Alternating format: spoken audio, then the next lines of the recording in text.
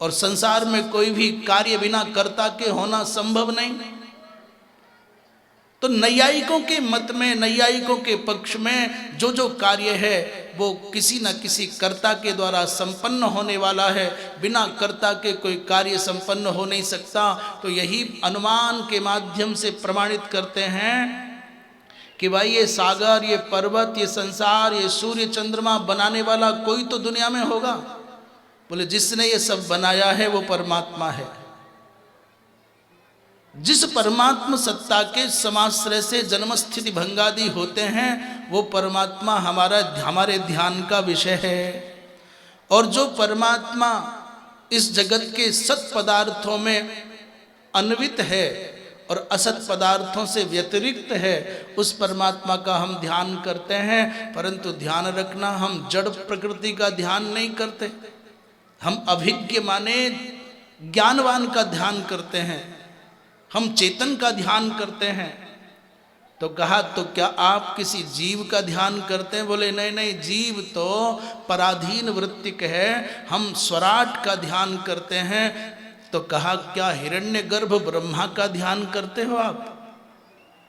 क्या आपके ध्यान का विषय हिरण्यगर्भ ब्रह्मा है? कहना नहीं, प्रकृति भी ध्येय नहीं है, जीवात्मा भी ध्येय नहीं है, हिरण्यगर्भ ब्रह्मा भी ध्येय नहीं है। तो फिर कौन है आपके ध्यान का विषय? उत्तर देते हुए कहते हैं कि तेने ब्रह्म हृदय य आदि कवये मुह्यन्ति यत् सूरयः।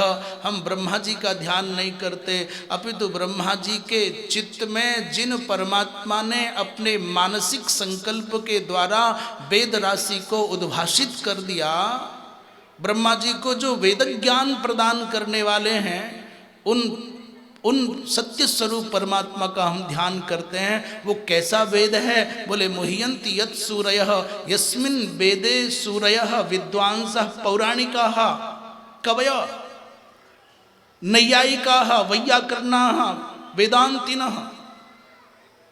जिस वेद के अर्थ का निर्धारण करने में, वेदार्थ का प्रतिपादन करने में, वेदार्थ का अवगमन करने में बड़े बड़े धुरंधर विद्वान भी मोहित हो जाते हैं, उस वेद राशि को जिन भगवान ने अपने मानसिक संकल्प के द्वारा ब्रह्मा जी के चित्त में प्रकाशित किया, उन सत्य स्वरूप परमात्मा का हम ध्यान करते हैं। अर्थात प्रकृति से, जीवात्मा से, ब्रह्मा से भी जो परे सत्ता है, जो उत्कृष्ट सत्ता है, वो सत्य स्वरूप परमात्मा हमारे ध्यान का विषय है।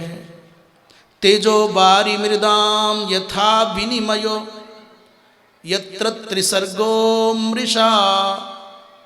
कहते भैया वो जिस परमात्मा की सत्य सत्ता के आश्रय से ये झूठा जगत भी सच्चा जैसा लगता है, उस परमात्मा का हम ध्यान करते हैं।